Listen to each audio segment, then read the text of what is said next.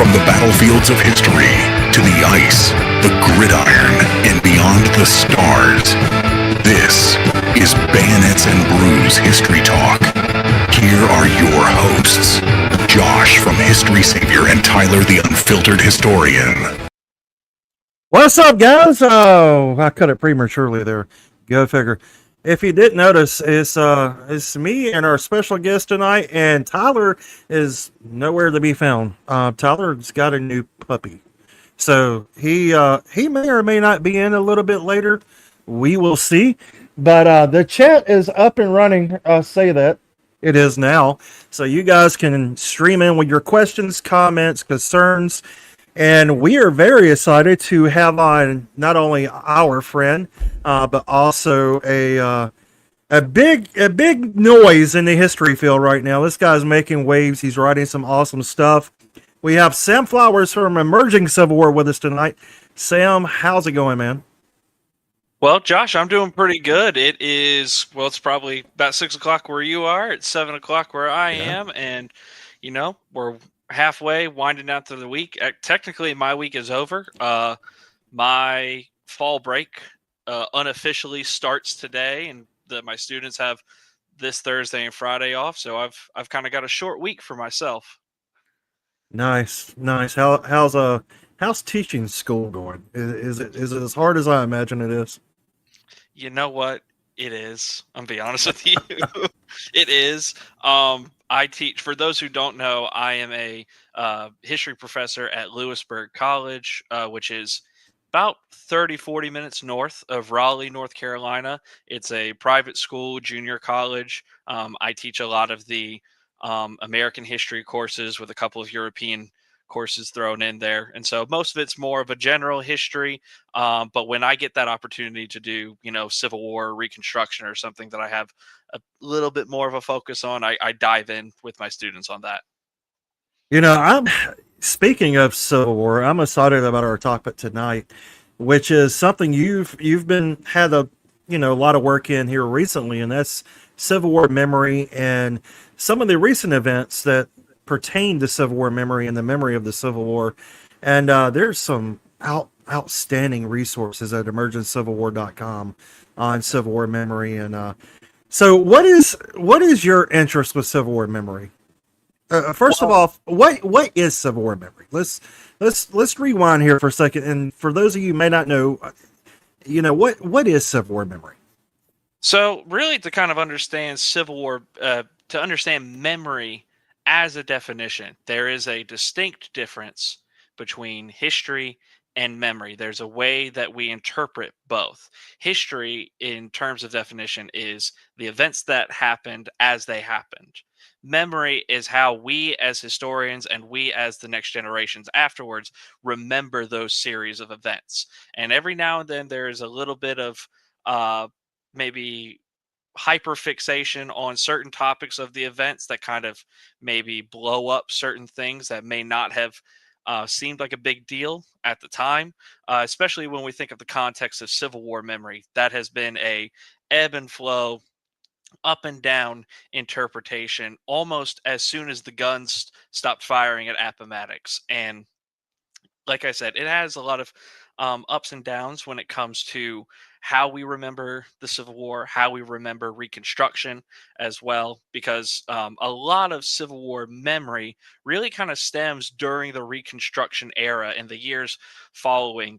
You have these arguments of interpretation from Union veterans, Confederate veterans, African Americans who were involved in the war or who were enslaved as the war progressed. And all of these different interpretations have battled each other for supremacy of the historical narrative from, probably 1865, 1866. And we still have these debates as early as, I don't want to say yesterday, but I think last week, 2 weeks ago. And for those of you that don't know, there's a lot of things going on in Manassas right now. There's been, it's just not Manassas, man. It's all over the place.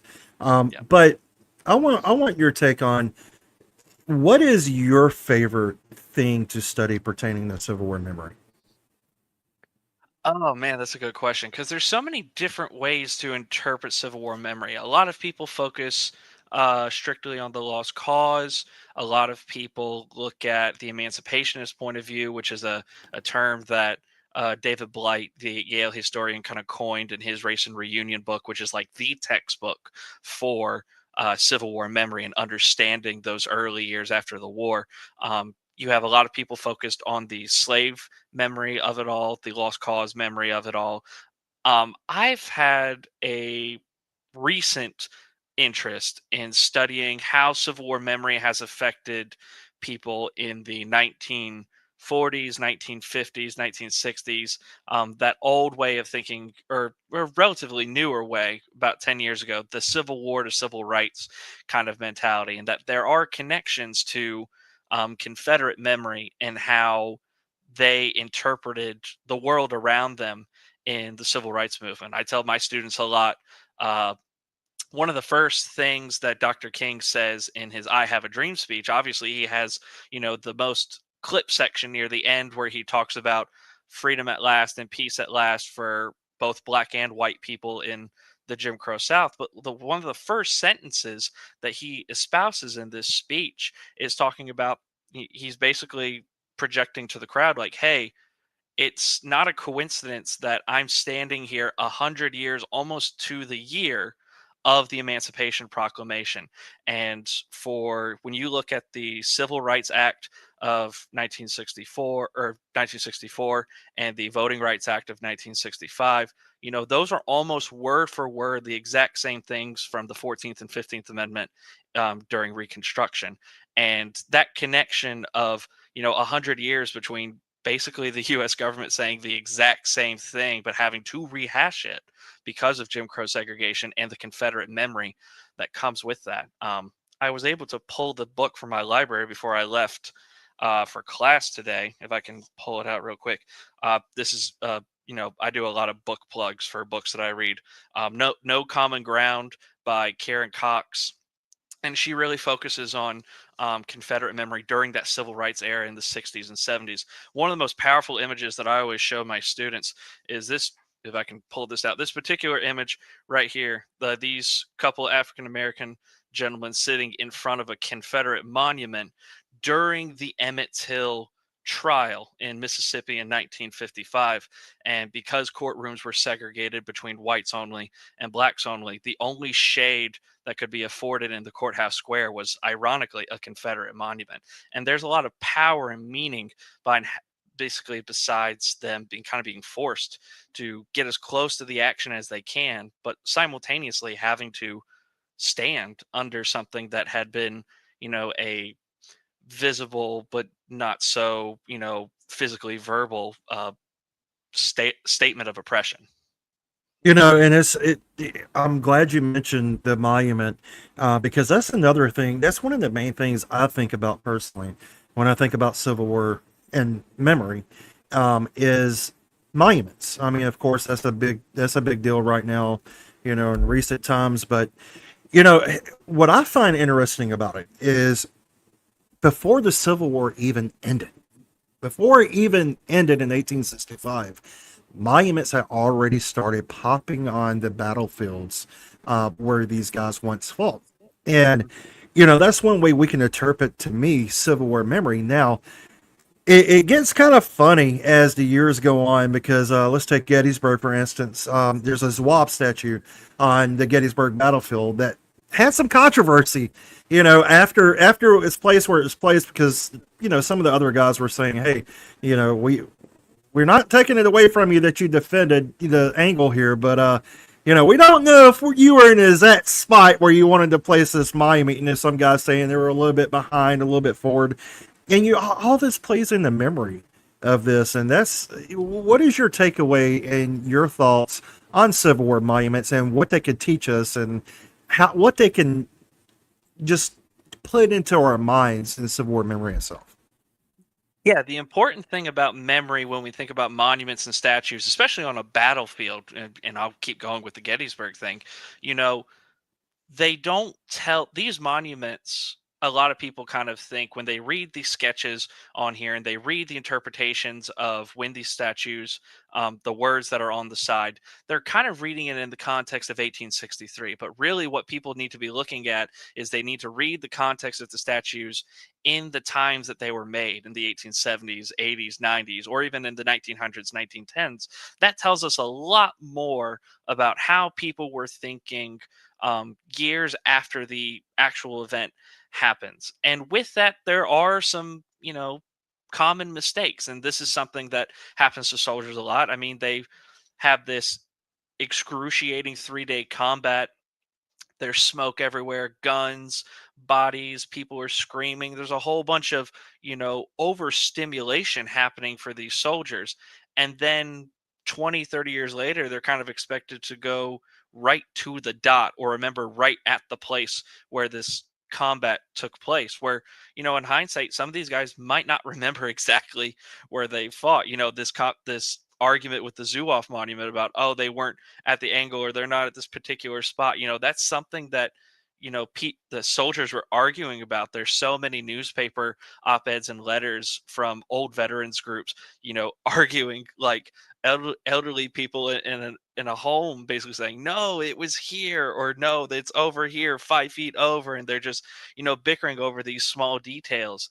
And kind of that's the zoom in picture. And then zooming out, when we look at monuments, especially the Confederate monuments that start popping up on battlefields in the 1910s, 1920s, those are really more to signify a couple of different things. One, to kind of push the lost cause narrative of states' rights instead of slavery. And secondly, to try to give the soldiers some form of uh, bravery in that moment of battle. And the third thing I'll also say is the reconciliation section of it, especially that big Gettysburg reunion that happens in 1913.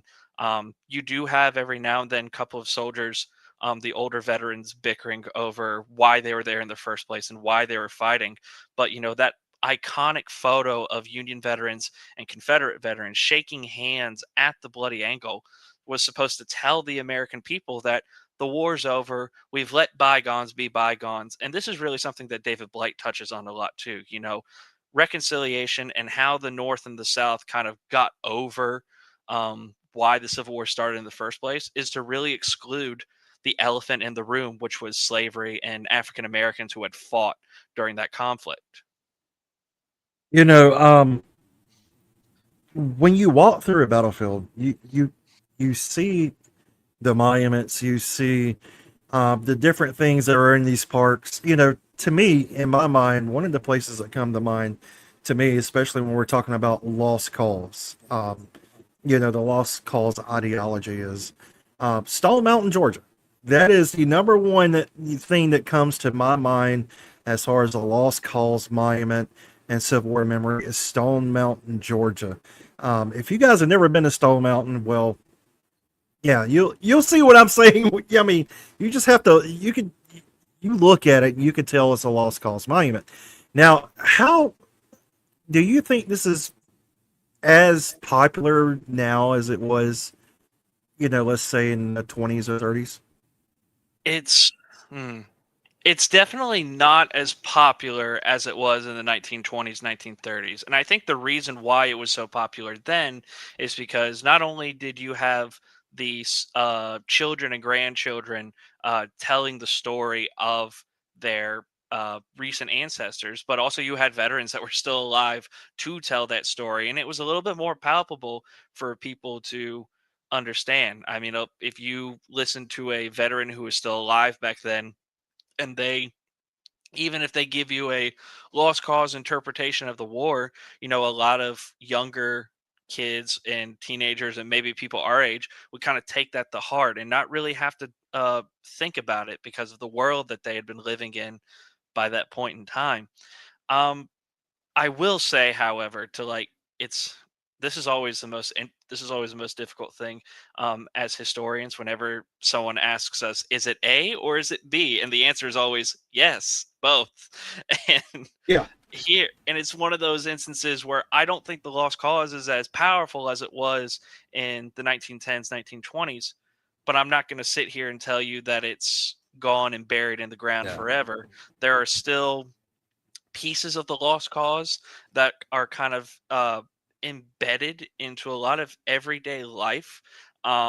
Especially nowadays in recent years, we've kind of recently had this rehashing of conversations over the Confederate flag and Confederate monuments that may still be in town squares or on battlefields. And I will say, just as a sidebar, there is a distinction, in my opinion, whether there's monuments in public areas and then monuments and battlefields. There's different ways that those have been interpreted, depending on if it's in front of a courthouse or if it's, the North Carolina monument at Gettysburg.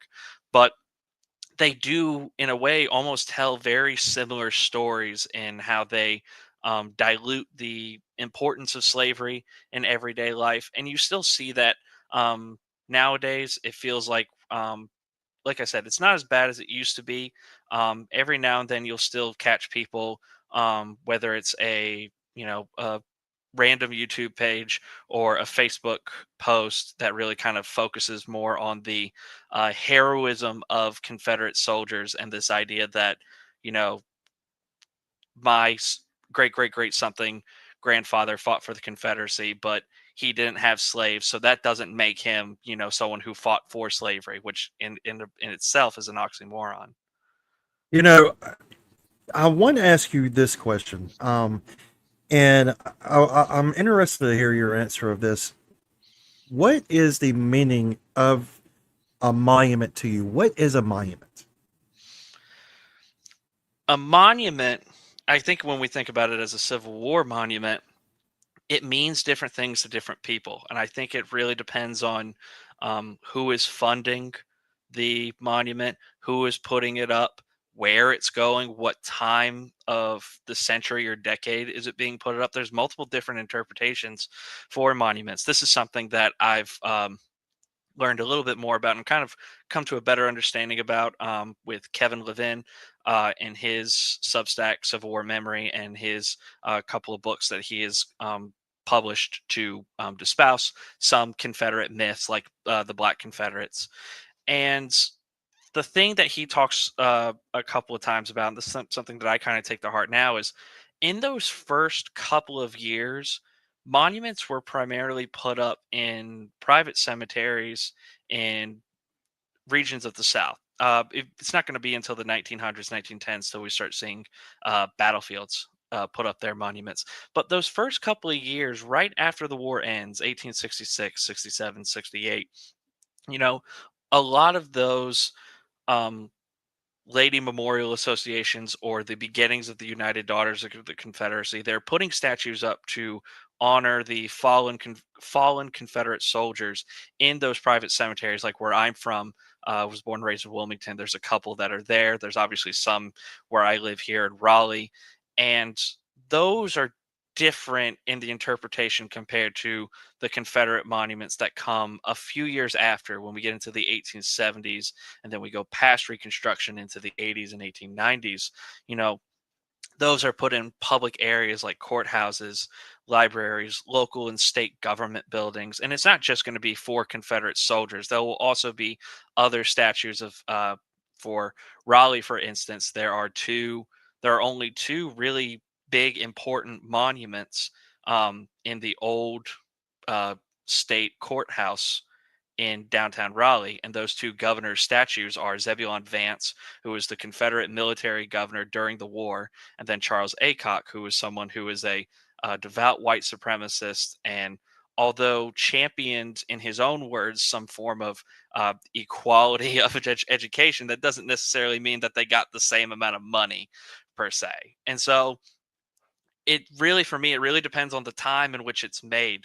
You see spikes of Confederate monuments pop up in the 1910s, 1920s, because these organizations are trying to assert their uh, narrative of the war and dominate that field, not just in the South, but also it spreads eventually into northern states and out west. I'm pretty sure there's a Confederate monument that used to be in New York State, I believe, and I think there's a couple that used to be out west, which are as far away from the old Confederacy as you can get. And, that tells people a lot of, who was there at the time, how they felt of the times in which they were living in, especially if they were put up during that height of Jim Crow.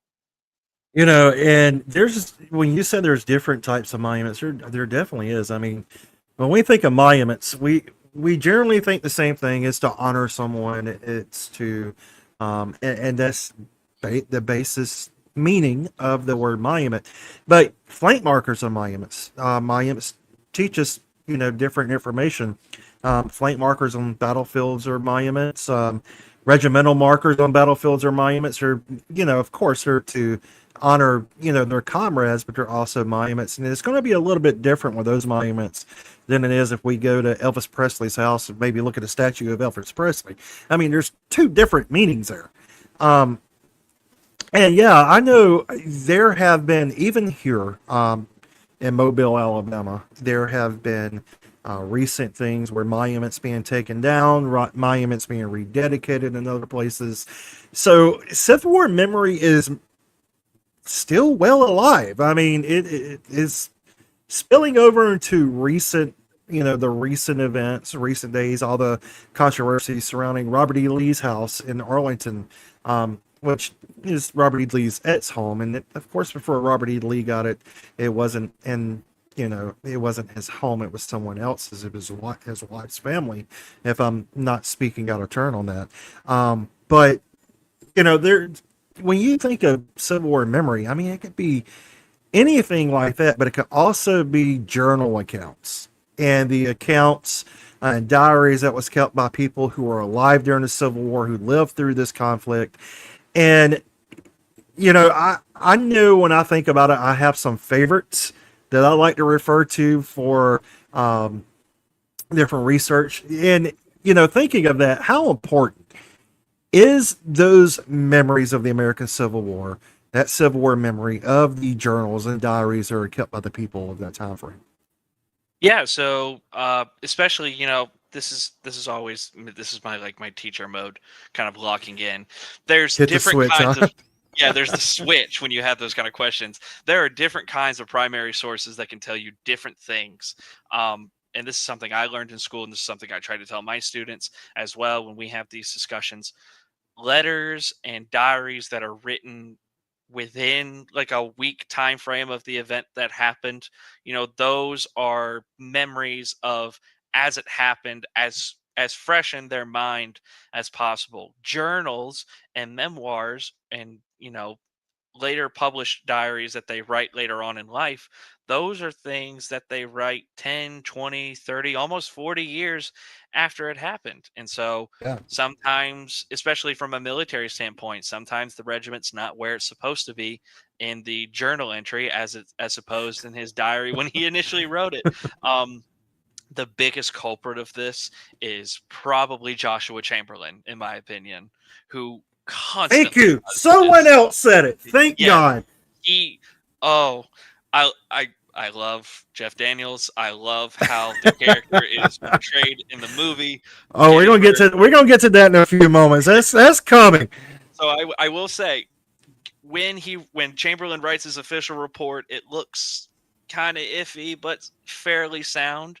And then from July of 1863 till he dies in 1914, he's written almost double digits worth of separate accounts of the same conflict at Litter Round Top, and they all contradict each other. And then his old officer corps is saying the exact same thing, saying, Colonel, you're kind of lying in some of these issues, or you're exaggerating what's happening. And this is something that I try to tell my students, something that we might have just talked about just now. You have to take these people with a grain of salt. They are Yeah. not the most trustworthy people, Union or Confederate. Whoever is writing, you cannot take them for their word unless they have 3 or 4 people that are like backing up what they're saying in that moment. And that's one of the rabbit holes that I think people fall down when it comes to trying to interpret Civil War history now. Sometimes they see one quote, they like how it is, they put it in an article or a book or a journal, and then or in a comment section, and then all of a sudden there's other people coming in saying, no, he said this, this, and this. after he wrote that. So it either contradicts what he says or it says something completely different. And Chamberlain is like the absolute worst person to tell a story. He will tell you a really good story, but he will not tell you an honest story. You know, Chamberlain always struck me as one of these guys who just always wanted to toot his own whistle. Later in life, I don't know how true that is. That's just a personal opinion. So nobody out there in the listening world shoot me, okay, or send me dirty comments. You know, that doesn't say I don't like Joshua Chamberlain. It's just saying my personal belief is, you know, when Chamberlain started writing these accounts, he was kind of trying to toot his own whistle. And then again, maybe his mind was going a little bit. Maybe he was getting a little bit older. You know, there's all kinds of different reasonings why he could have written, you know, in one sentence, I killed this rabbit, and in the next sentence, I killed a deer, and in the next sentence, no, I killed a bear. You know, and it's that, you know, that kind of throws you off of things. But I will say this: it's not just Chamberlain. You've got to be very careful whenever you're reading any primary sources. Yes, primary sources are the best thing to go to. They're my favorite thing to go to. But some of them you got to take with a grain of salt, as you said, Sam, because some of these guys, well, they do lie. They're human. You know, humans do tell a little white lie every once in a while.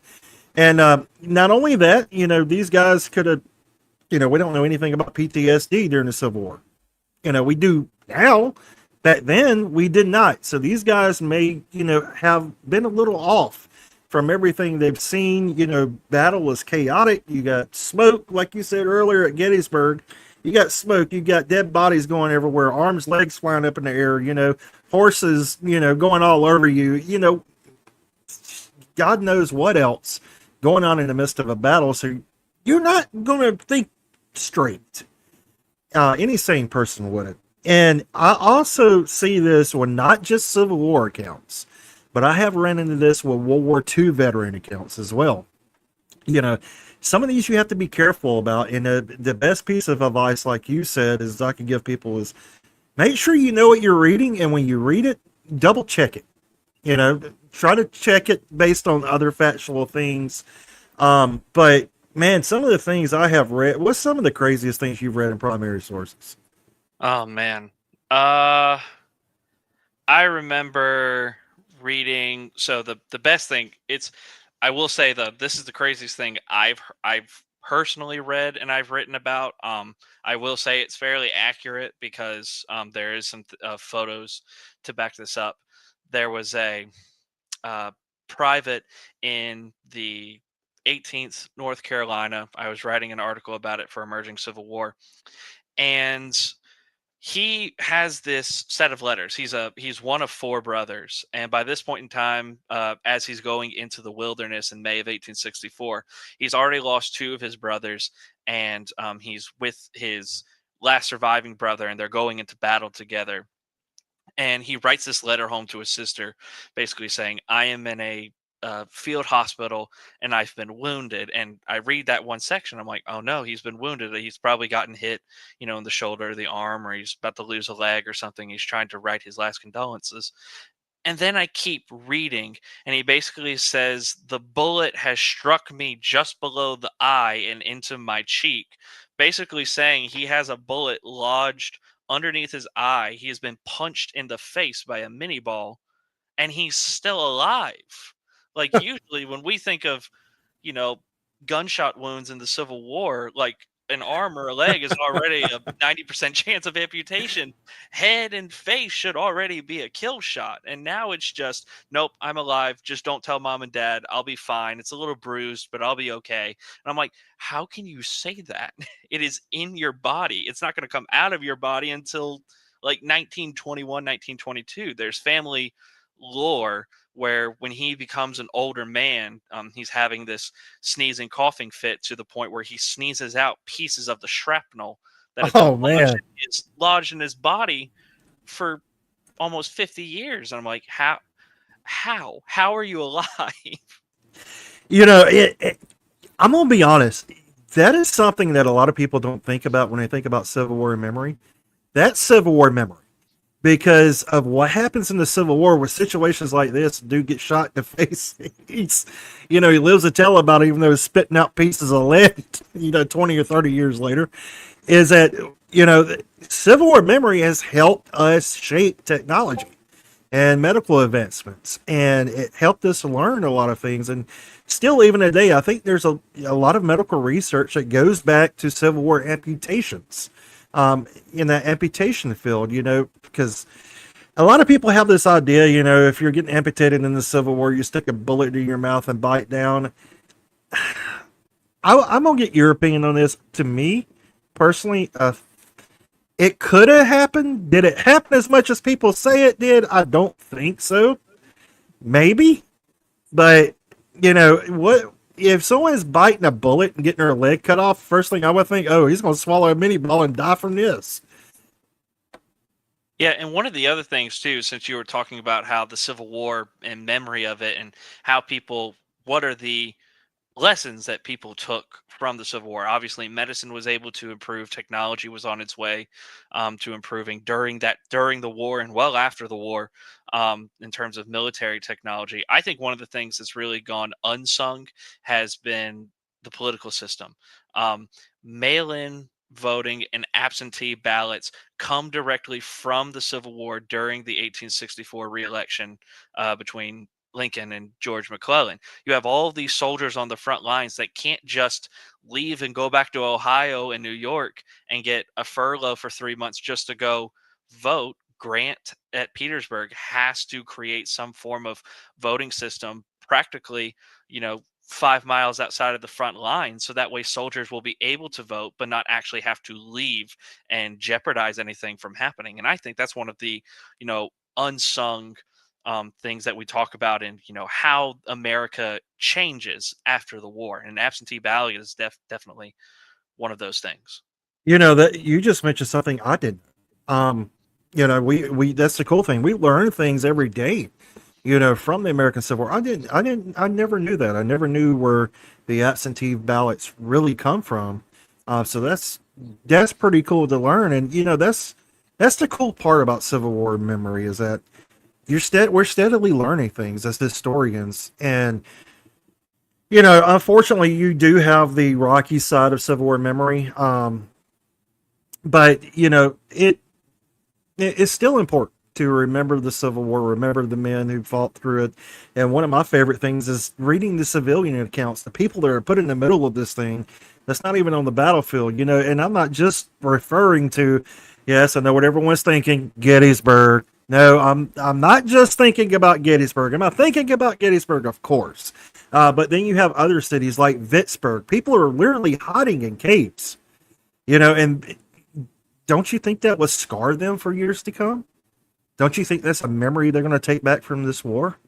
Yeah, And definitely. Yeah. oh, go No, ahead. go ahead.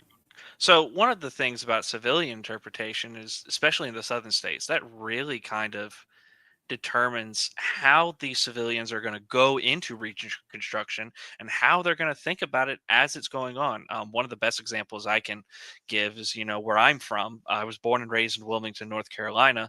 After Fort Fisher falls in January of 1865, it takes about a month for the Union Army. Well, yeah, roughly a month for the Union Army to get from Fort Fisher, which is kind of almost at the southern tip of the county, up to downtown Wilmington and capture it as its own. And when the troops come in, there is already in Wilmington, before the troops even arrive, there is already a majority of an enslaved population in Wilmington, North Carolina. And as the troops move in, they are all immediately freed, not only because of the Emancipation Proclamation, but by February of 1865, the 13th Amendment has already been, the law of the land, and eventually occupied territories are going to have to abide by that too. So you have this massive population of formerly enslaved people now being told, you're free, you no longer have to be a slave. And on top of that, United States colored troops are there to guard Wilmington Port and to guard the city. Now, it's definitely going to be a mixed reaction. You're going to have the black population in Wilmington, jump for joy and scream in jubilation and look forward to the future that is to come And then a lot of the white population is going to wonder what's going to happen to them. And I think more importantly, how are they going to fight back? Because that's not the life that they want to live. They've been fighting a war to prevent that exact thing from happening.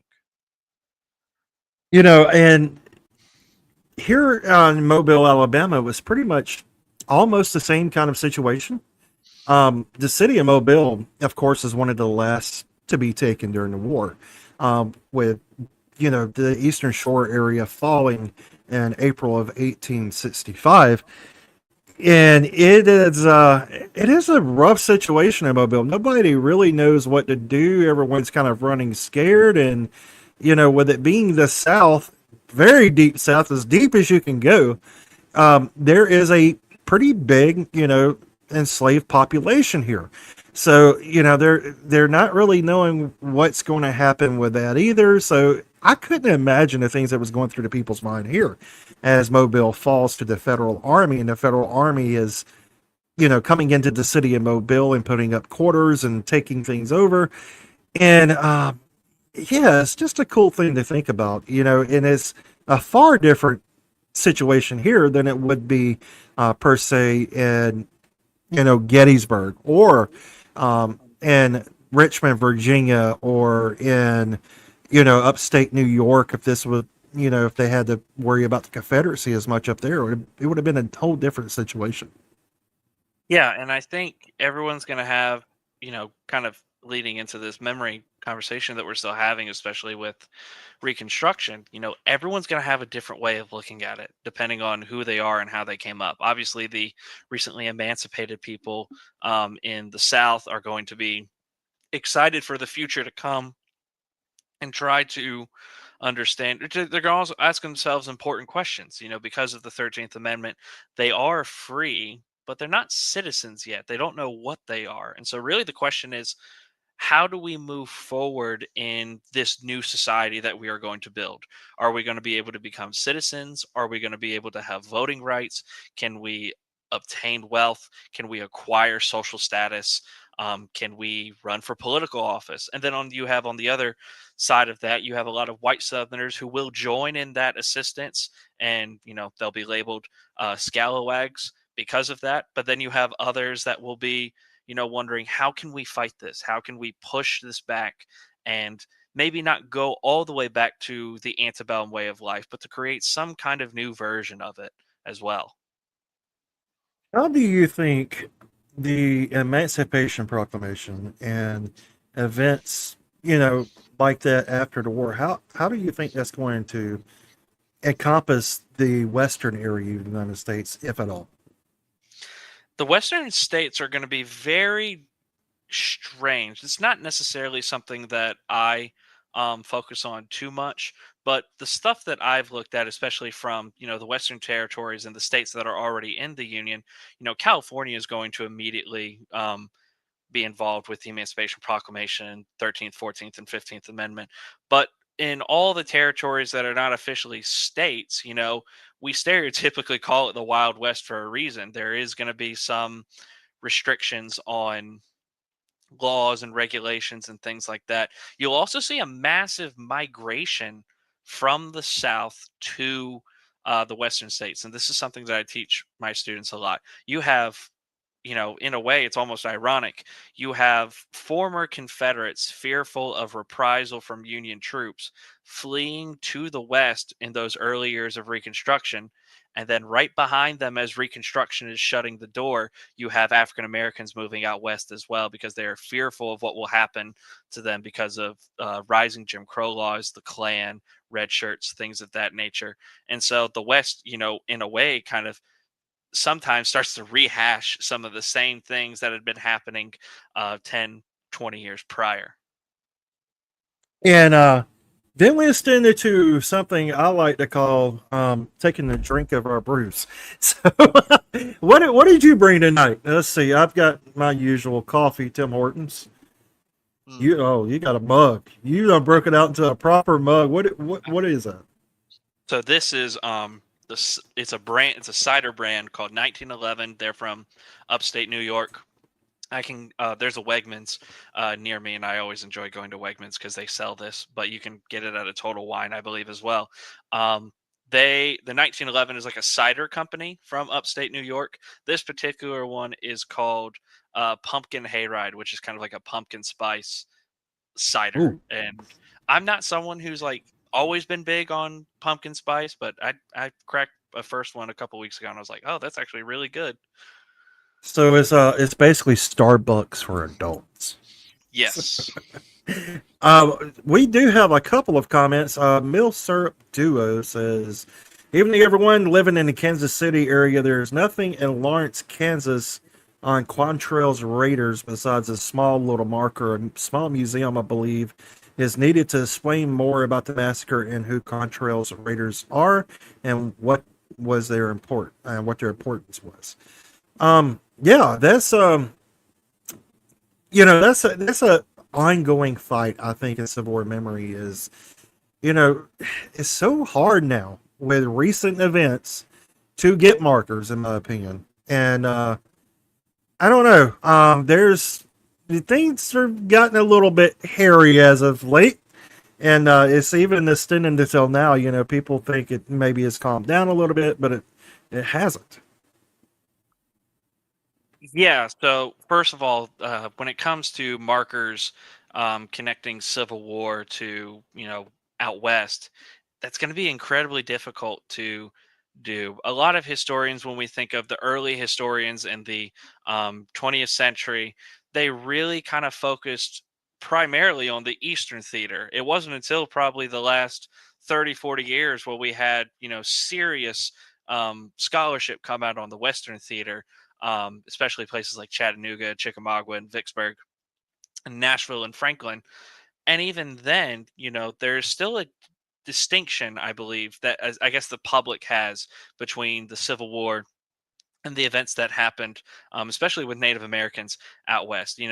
Lincoln is ordering troops into Virginia at the same time he is ordering Joseph Hooker to go out and squash Native American rebellions out in the Midwest. And this is something that, is technically connected to Civil War history and by extension, Civil War memory. And I feel like this is something that we need to talk about more. Me, especially, like, I don't know that much about, the West connections to the Civil War. And this is, something that I really want to kind of dive into a little bit more to understand that connection. And for me personally, we know each other on a personal level outside of doing a podcast like this. That's my interest, and that's one of the reasons why my interest kind of went to the Trans-Mississippi area and Indian Territory, is because there's not a lot of focus on it. And there's a lot of gray area. And I live on a Native American reservation on the Muskogee Creek Reservation here in Alabama, where the people in Oklahoma on that reservation came from. And so I have those ties here, and I started diving a little bit deeper into it. And when I took a trip out to Indian Territory, or Oklahoma now, as modern Oklahoma, I still kind of refer to it as Indian Territory with a historian in me.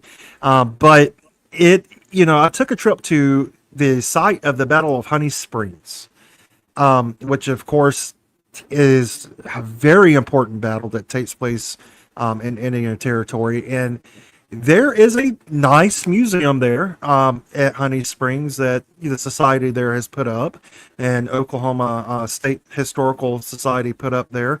And there is a couple of markers there. But then I took a trip to a place called Cabin Creek. There's not much there. There's one marker in someone's backyard, and I had to ask them permission to go to the marker.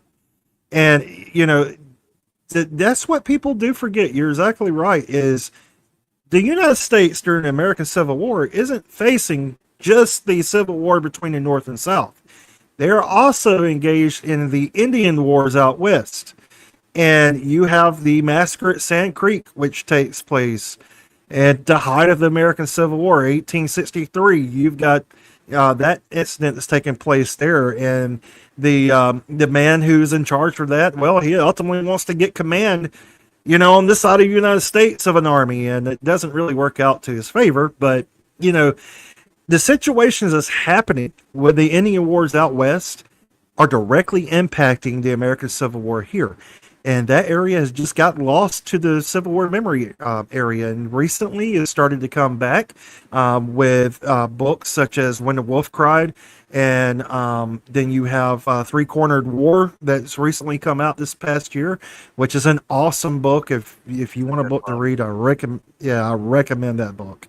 And then recently I've been studying about General George Washington Grayson, who was a Muskogee Creek chief during the war, and he fights during the American Civil War. You know, not everyone knows about Stan Waddy, but no one knows about Grayson. So I've been kind of focusing on him lately, and it's a neat story, and it's a primary account that I have been able to luckily back up most of these facts. So you know, when you think about Civil War memory, that's where I get all nerdy. Is the Trans Mississippi area, and you know that Indian Territory area. Yeah, and before if there I can't see on my screen, but if there are any comments beforehand, I just kind of want to mention the second thing that you had talked about before we had this conversation about the Indian Wars. You know, this is kind of the elephant in the room for a lot of things, especially when it comes to Civil War memory in the past. You know, especially the past year, 2 years. There's been a lot of pushback from the current administration as to how national park sites and how educators teach history, the way we've been teaching it. We've probably been teaching it the way we've been doing it and the way National Park has been doing it probably since the 1990s, early 2000s. That's when definitely the Park Service started to take a turn more towards incorporating causes and consequences and slavery within all Civil War battlefield sites. And now it feels like, especially with executive orders that came down in March about trying to reteach or rethink American history on top of the attacks on the Smithsonian, and now with the National Park Service and the current shutdown that's been going on.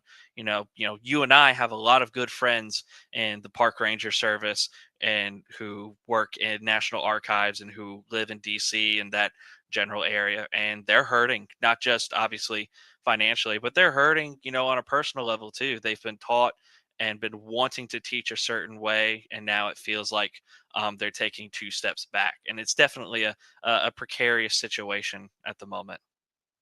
Yeah, it's you know, you're right. We do know a lot of people. We're friends with a lot of people.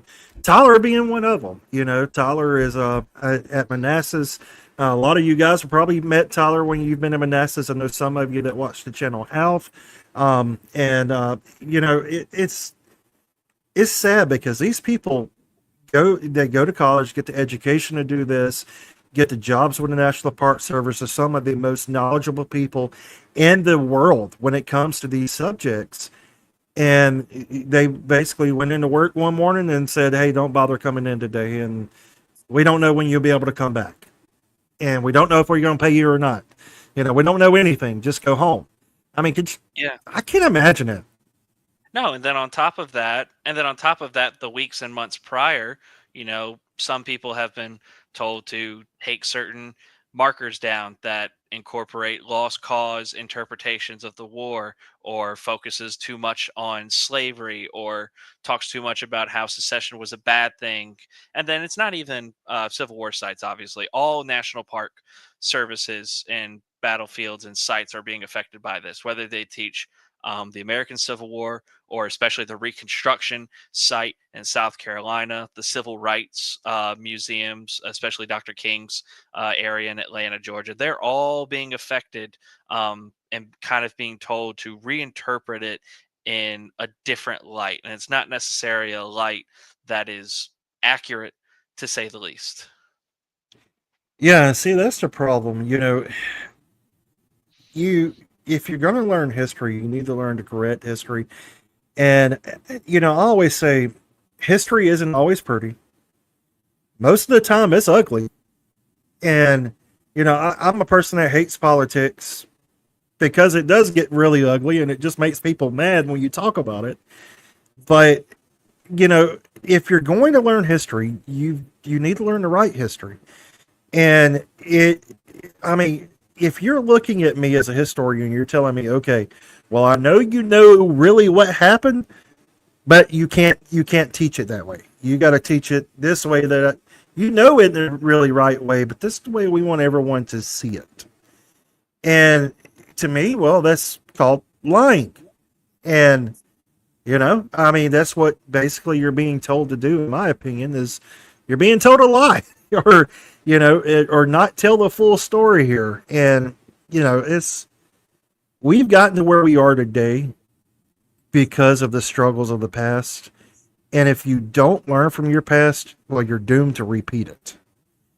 Yeah, And, and we're kind of repeating it. yeah, and it's definitely just it's very difficult to kind of live, and it's very hard not to feel angry or frustrated or sad about things that are happening. And in a way, I'm going to go ahead and full disclaimer, this is not Lost Cause Electric Boogaloo. It's something adjacent, but it is something different. When we talk, for those who don't know about the Lost Cause, probably should have mentioned this at the beginning of the show, but the Lost Yeah. Cause is a Confederate interpretation of the war and Reconstruction. And a lot of the main pillars of Lost Cause historians, they will tell you that the war was not fought over slavery, it was fought over states' rights. And they couldn't have fought to protect slavery. And slavery wasn't that bad because everyone was okay being a slave. And then there's all these other mini pillars that come with that, such as, Lee was a great man and Grant was a drunk, or Reconstruction was a failure. And that was how they changed the historical narrative to be something different than what it was. Nowadays, it just feels like, don't talk about it. Just get rid of it, out of sight, out of mind. And like I said, it is different than how people try to twist the facts, but it is definitely in the same tune. It's almost like that Mark Twain quote, history doesn't repeat itself, but it does rhyme. And the way I've looked at it is, there's not a 100% good history, in my opinion. There isn't a good history to teach or to learn. There's different interpretations of it, but there is a wrong way to do it. There's not necessarily a right way to look at it, because you can go into different avenues, but there is definitely a wrong way, and that would be distorting the facts as they happened, whether it's for a certain purpose or agenda. Yeah. And, even for me, and I think maybe you're the same way here. If you disagree, just let me know. But it makes you scared to even talk about certain things, Yeah. because you, I mean, honestly, if you're, especially the people, I feel bad for the national, that's working for the National Park Service, or it's employed with college or universities as, a history, uh, you know, teacher, or a professor, or, whatever that role may be in the field, is that you're basically censored. Everything you do, you have to censor these days. And the lost cause ideology is hilarious to me. I just I chuckle every time I see a lost cause scenario, because to me, if you're going to learn a history, learn the real history, and if you can't teach the real history, then I don't want to teach it. And it's basically, that's the way is people are being put into position now, is they're either having to censor themselves or not do it at all. And it's sad, man. Yeah, and a couple of things to kind of go off of what you just said. It is difficult to kind of talk about this. Obviously, with my students, we're in a safe space and we can kind of, hash these uncomfortable, dark aspects of history in an environment where we're not going to, say stupid things as we're discussing this. We're going to kind of, respect, especially what I'm saying in the lecture, and respect the discussions that we have between classmates. But when you're out in the public, not everyone's going to adhere to that kind of decorum and that kind of not gentlemanly conduct, but in a way, kind of, you know having basic civil conversation.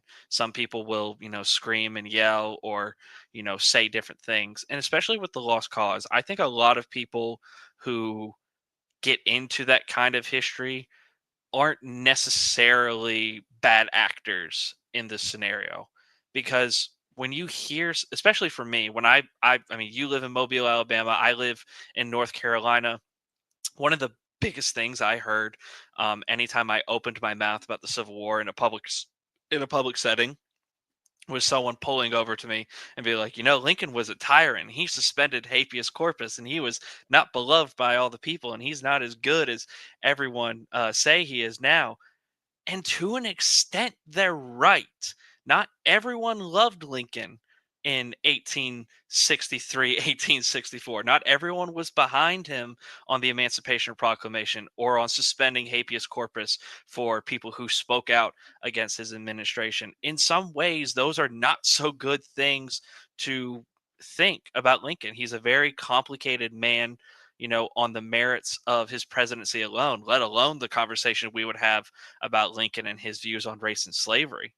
And those little kernels of truth, are the things that are buried underneath this, pile of, pig dung, essentially. And they pick and find these little things that common people can kind of have a decent conversation with, and then it kind of pulls them down that rabbit hole to things that are not true. Exactly, and yeah, that's been Civil War memory, kind of in a nutshell. Yeah. It's still Civil War memory is still taking an impact on what we do today, and everything kind of routes back to it. And Civil War memory could be a lot of things. It could be anything from the monuments to the diaries of the people and the men, and even the political things that's going on today. And it's what everything kind of bad that has been going on, it's still kind of cool to sit back and go, you see, the Civil War is still important. Civil War history is still important.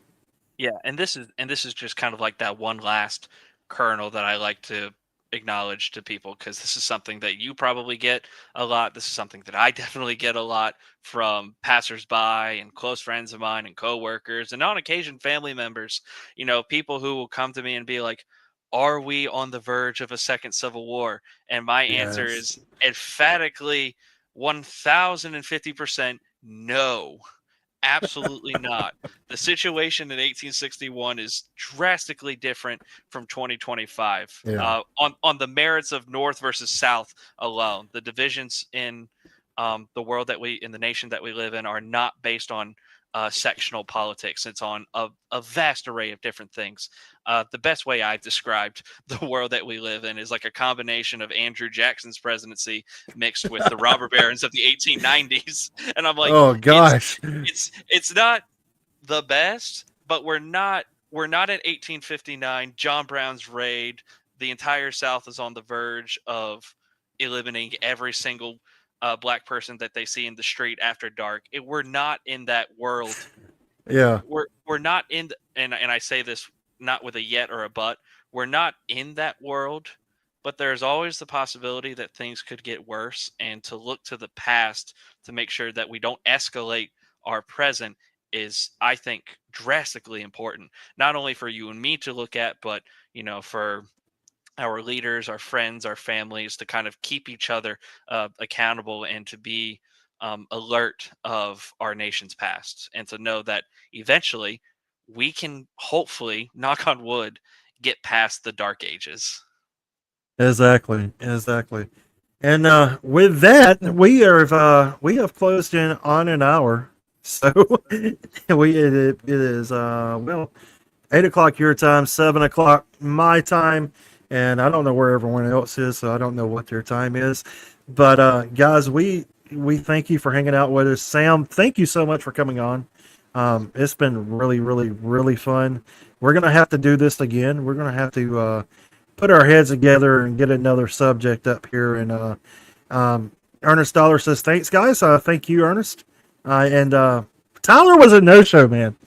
We got to get the unfiltered historian, because he filtered right out of this one tonight. I know. he is the unfiltered historian, and I love Tyler to death, and I am the filtered historian because I have to watch what I say occasionally because I put my stuff. Not because I'm afraid of what other people will think, but because of what my mother thinks. Because she will watch my stuff and she will immediately text me and be like, "Why did you say that? Why did you say that word?" I'm like, "No, no, no, no."